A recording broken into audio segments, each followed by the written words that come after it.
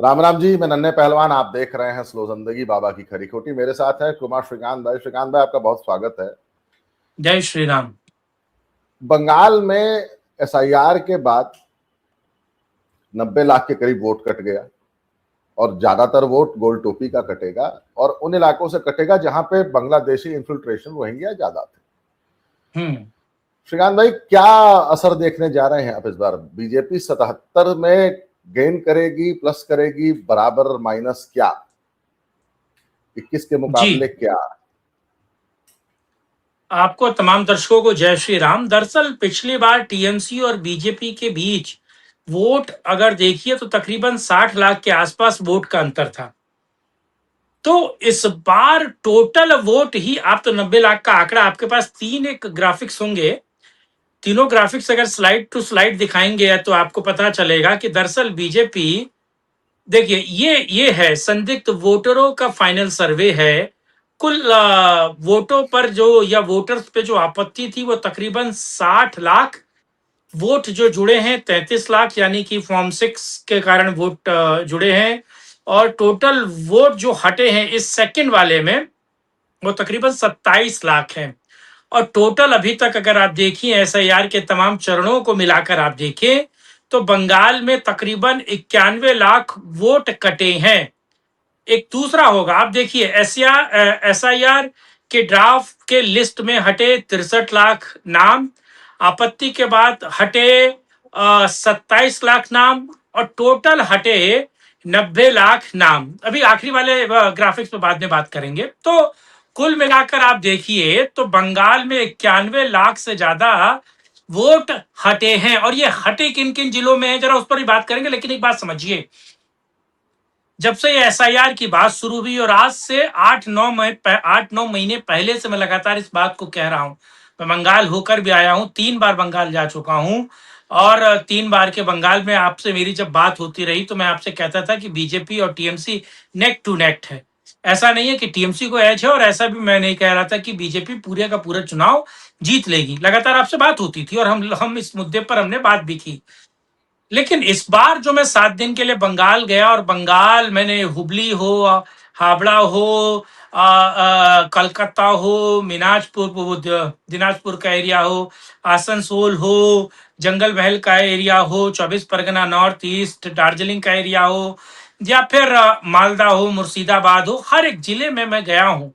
7-8 दिन मैंने पूरे जिलों का भ्रमण किया है, चीजें समझी हैं, सर्वे चल रहा था और सर्वे का निचोड़ भी आपको याद है, एक वीडियो हमने बनाई उस पर अच्छे अच्छे खासे व्यूअर्स भी आए थे। तो वीडियो बहुत अच्छी चली और उस वीडियो में दर्शकों ने भी अपना प्यार दिया और वो जो एग्जैक्ट पोल था बंगाल को, उसको लेकर भी बात की गई, सारी चीजें अच्छी थी। लेकिन इस बार के सर्वे में इस बार जब मैं जमीन पर मौजूद था तो मुझे नजर आया कि बीजेपी को एज है और वो बीजेपी को एज इतना बेहतर है। अंडर करंट देखिए, इसका एक उदाहरण मैं आपको देता हूं। दरअसल वोकल वोटर जो है वो बीजेपी के लिए भी वोटर वोकल है और वो टीएमसी के लिए भी वोटर वोकल है। आप समझिए, दोनों दोनों तरह के लिए वोकल वोटर। लेकिन जो साइलेंट वोटर है वो बीजेपी के लिए भी नहीं बोल रहा है, वो टीएमसी के लिए भी नहीं बोल रहा। लेकिन आपको पता है जो टीएमसी को वोट देने वाला वोटर है वो हमेशा से वोकल रहा है, वो हमेशा से क्लियर रहा है, वो हमेशा से बिल्कुल क्लियर कट रहा है। तो वो जो वोकल वोटर है जो अपनी बात नहीं कह रहा है वो चुप है, बिकॉज ऑफ ऐसे जिलों में जहां पर मुस्लिम आबादी ज्यादा है, जहां टीएमसी के गुंडे बहुत ज्यादा हैं, जहां उनको अपने प्राण का खतरा है। इसमें गुजरात के लोग हैं, मारवाड़ी राजस्थानी लोग हैं, इसमें उत्तर प्रदेश के बहुत सारे लोग हैं, हिंदी पट्टी के बहुत ज्यादा लोग हैं। आप सोचिए ये पूरा, अच्छा उसमें जैन समाज भी है, जैन समाज का भी अच्छा खासा वोट है, वहां मारवाड़ियों को भी अच्छा खासा वोट है। तो ये जो 33 लाख, 15 लाख, 18 लाख, 27 लाख जो वोटर्स हैं जो अलग अलग कम्युनिटी समाज के हैं वो इस बार वोट डालेंगे।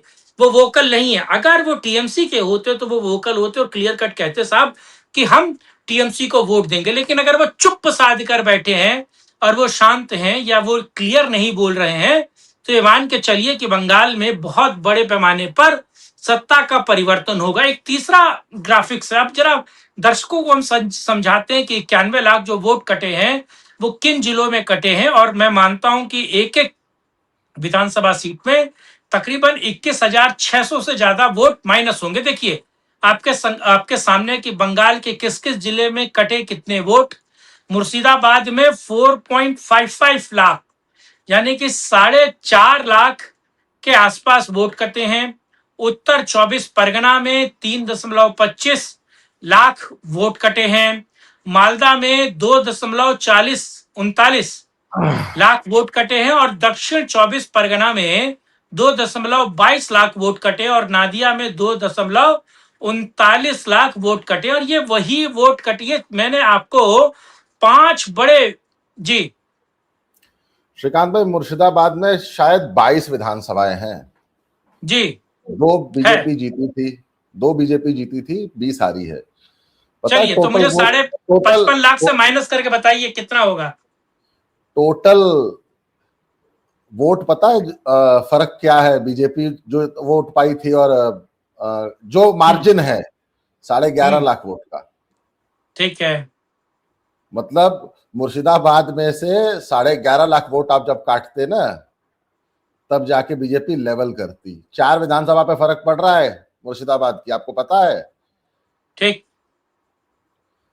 एसआईआर में अच्छा बंगाल में ये जो मुस्लिम बाहुल्य ये जो बेल्ट है ना, वहां की सबसे बड़ी प्रॉब्लम है कि वहां जो वोट और जो जीत का मार्जिन था बहुत मोटे मोटे थे। 1-1 लाख, 80,000, 40,000, 50,000, 60,000, 70,000।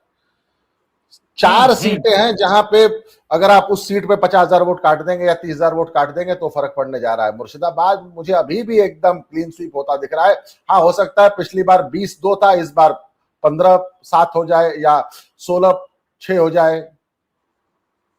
यही हाल कुछ तो होगा। अच्छा आप हाँ, लोग कुछ कांग्रेस तो आप ओवैसी गेन का करेंगे ही। माइनस देखिए, करके रख रहे हैं। नहीं, मैं कहूंगा कि उस बेल्ट में अगर हम एक भी सीट गेन करते हैं तो बहुत बड़ी बात है। मुर्शिदाबाद जैसी बेल्ट में उत्तर 24 परगना, मालदा, दक्षिण 24 परगना, नदिया, अगर यहाँ पे हम गेन कर रहे हैं तो मतलब बहुत बड़ी बात है हमारे लिए। और ये सारे सीमावर्ती इलाके हैं। आप सोचिए तो ये 4.5 लाख से ज्यादा अगर मुर्शिदाबाद में गोल टोपी जो अवैध बांग्लादेशी हैं उनका वोट कट रहा है।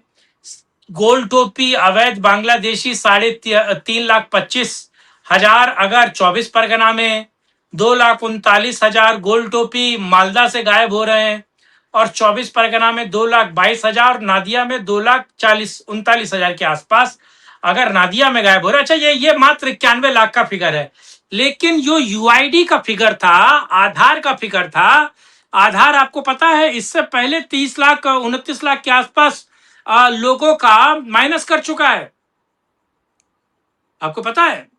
और ये 8-9 महीने पहले की खबर है, ये आज की खबर नहीं है।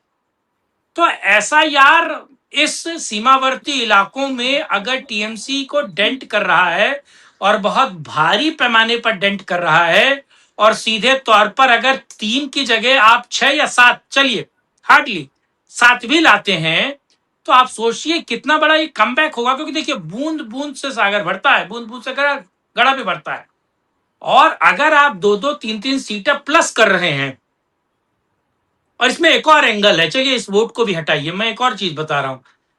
मैं हमेशा हर चैनल पर इस बात को कह रहा हूं। कल मैंने एक 40 मिनट का वीडियो एक यूट्यूब के लिए एक है उसके लिए मैंने बनाया, उस पर बात की मैंने उनको बताया कि देखिए कांग्रेस को कभी और लेफ्ट को या फिर उस व्यक्ति को जो बना रहा है साहब वहां पर बाबरी या फिर ओवैसी ब्रदर्स, हुमायूं कबीर और ओवैसी ब्रदर्स को आप माइनस कर रहे हैं, एआईएम को। और जो जेंजी है, जेंजी यानी कि 18 साल से 29-28 साल से इधर का जो व्यक्ति है वो उनके साथ खड़ा है। और जो जितने भी बुढ़वा हैं गोल टोपी वो ममता बनर्जी के साथ खड़े हैं। तो अगर ये मैं आंकड़ा दे रहा हूं तो आप समझिए कि वाकई एसआईआर, ओवैसी, कांग्रेस और लेफ्ट ममता बनर्जी की इस बार लंका लगाने जा रहे हैं। और इसका गेनर कौन होगा? मैं कहता हूं 4,000 या 5,000 वोट से, टोटल 5,000 वोट मान लीजिए ओवैसी ले रहा है, टोटल 5,000, मैं कब सबसे कम कह रहा हूं। 2,000 के आसपास उसी इलाके में, मालदा के इलाके में कांग्रेस ले रही है और 2,1500 अगर आप समझिए कि अगर वो लेफ्ट पार्टी ले रही है तो टोटल कितना होता है आप समझिए। अगर 10,000 वोट माइनस हो रहा है, आप 10,000 माइनस ही समझ रहे हैं, बाकियों को जो मिल रहा है वो तो प्लस ही है ना उनके लिए। भाई चलिए 10 आपके माइनस हुए, तो 10 आपके माइनस हुए तो उसके भी तो 10 बढ़े, उसका भी तो प्लस ही है जितना वोट मिल रहा है, क्योंकि आपके और उसके बीच का गैप बढ़ रहा है। और ये जो कांग्रेस को या लेफ्ट को या फिर ओवैसी ब्रदर्स को जो वोट मिल रहा है वो किसका वोट होगा आप सोचिए ना। क्या वो बीजेपी का वोट होगा? गोल टोपी बीजेपी को वोट देता है, तो अगर गोल टोपी बीजेपी को वोट नहीं दे रहा है तो वो वोट मैं किसका ले रहा है? किसान भाई एक बात बताऊं, आपकी बात काट रहा हूं। मुझे लग रहा है कि भाजपा की, अगर भाजपा बंगाल जीत रही है या जीतने जा रही है या जीत सकती है, तो मुझे लग रहा है कि हुमायूं कबीर और ओवैसी एक बहुत बड़ा रोल प्ले करेंगे, बहुत तगड़ा डेंट लगाएंगे ये दोनों। क्योंकि हमने ये देखा है ना अधीर रंजन चौधरी वाले केस में है कि एक गुजराती यूसुफ पठान आता है और उनकी सल्तनत चली जाती है। तो हमने देखा है कि गोल टोपी जब अपने आत्मा देखता है ना, फिर वो नहीं देखता है कि कांग्रेस है कि किससे, वो फिर कहेगा कि ना भाई गोल टोपी का वोट गोल टोपी को जाएगा। फर्स्ट प्रायोरिटी गोल टोपी रहेगी, वो चाहे एमएम से आए, चाहे वो कांग्रेस से आए, चाहे वो फिर ममता से आए। इस मामले में गोल टोपी की कुछ बातें क्लियर हैं, तो एक बहुत बड़ा डेंट, सही बात है, मुस्लिम कैंडिडेट्स अन्य पार्टियों के ममता को लगाएंगे इन मुस्लिम बाहुल्य एरियाज में। और देखिए चादर का वोट तो गोल टोपी में बटेगा, कांग्रेस में जाएगा, बड़ा चंक, सबसे बड़ा चंक टीएमसी में जाएगा। पर फादर का वोट कहां जा रहा है आपको पता है? इस बार चादर का तो वोट जा रहा है, लेकिन फादर का वोट कहां जा रहा है? कांग्रेस में जाना फादर चाहिए। का वोट कांग्रेस को जा रहा है, मैं आपको बता दूं। और पूरे पश्चिम बंगाल में बड़े पैमाने पर हालेलुया का वोट है, आप लोग उसको माइनस कर देते हैं। हालेलुया भी देखिए, मेरा मानना है कि अगर 500 वोट आपके कम हो रहे हैं तो किसी के 500 वोट बढ़ भी रहे हैं, और वो जो कम होने वाले वोट जब एक जगह पड़ते हैं तो वो बहुत बड़ा मोमेंटम चेंज करते हैं। तो इस बार चादर और फादर दोनों का वोट बिल्कुल बटेगा और बहुत बड़ा डेंट पड़ेगा, क्योंकि कांग्रेस भी मजबूती तौर पर लड़ रही है, लेफ्ट भी बेहतर कर रही है। क्योंकि 24 परगना हो, मालदा हो, या फिर वो तमाम एरिया हो, ग्रेटर कलकत्ता वाला जो एरिया है, ग्रेटर कलकत्ता वाला, वहां पर मैंने देखा लेफ्ट पहले से ज्यादा अग्रेसिव है। कोई संजीवनी बूटी मिली है या क्या मिला है डी राजा के जाने के बाद, आप सोचिए जिस तरीके से बहुत बड़ा चेंज हुआ है लेफ्ट में, लेफ्ट भी वहां बहुत बेहतर कर रही है। तो ऑल ओवर मुझे लगता है कि एसआईआर ने जितने भी, और ये नाम ज्यादातर कटे किसके हैं इसमें, 90% वोटर जो हैं वही टीएमसी के हैं। नहीं तो टीएमसी के छाती में दूध क्यों उतर रहा होता? ममता बनर्जी हब्बा डब्बा जब्बा जब्बा क्यों कह रही होती? अब्बा डब्बा जब्बा क्यों कह रही है? क्यों उनको दिक्कत है?